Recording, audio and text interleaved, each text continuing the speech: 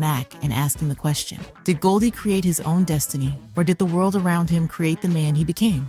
I was only 6 years old when this movie came out. I can remember the fashion of this era. Even though the movie is about a time and culture I would like to think we have evolved from, there was still a pride in being black. The Mack was released in 1973 and stars Max Julian as Goldie, a man who returns home after spending time in prison. He has one goal. When Goldie comes back to Oakland, he wants to become successful, respected, and powerful. The movie follows his rise as he builds his reputation and tries to become one of the biggest players in the city.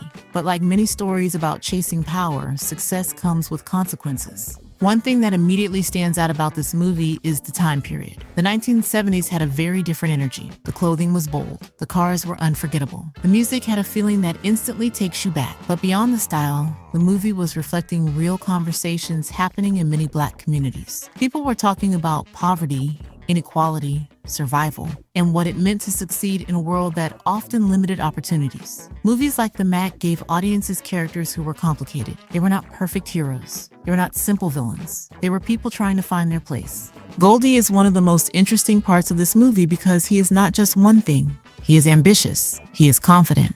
He understands. He knows how to make people respect him. But the question is, where does that desire for power come from? Is Goldie just chasing money? Or is he chasing something deeper? Maybe he is chasing validation. Maybe he wants to prove that he matters. Maybe he wants to become someone in a world that made him feel invisible.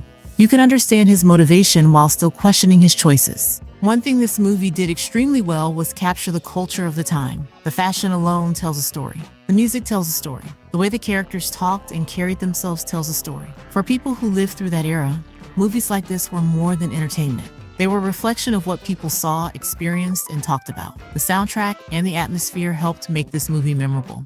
Watching The Mack today, some things hit differently. Some ideas and relationships in the movie reflect attitudes from the 1970s that many people view differently now. The movie also raises questions about how we define success. Is success only about money? Is power the same thing as respect? And what happens when someone gets everything they thought they wanted but still isn't truly free? Those are questions that make this movie worth discussing decades later. When I watched this movie, the thing that stood out to me was if that lifestyle was worth the pain that it sometimes caused. The part where his mother was killed was very hard to watch. What surprised me was how easy the women were to be controlled, how they felt they needed a man to handle them. That was a completely different mindset than we have today. What I remembered about movies from this era was that even though the message was hard, there was still camaraderie among our people.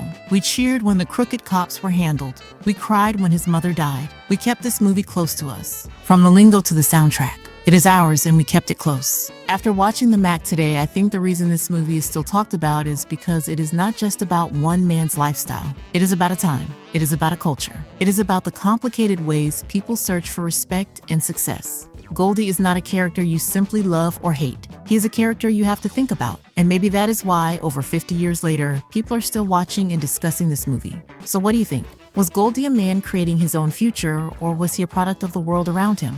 Let me know your thoughts in the comments. And if you enjoy looking back at classic movies and the stories behind them, make sure you subscribe because we're going to revisit more films that shape generations.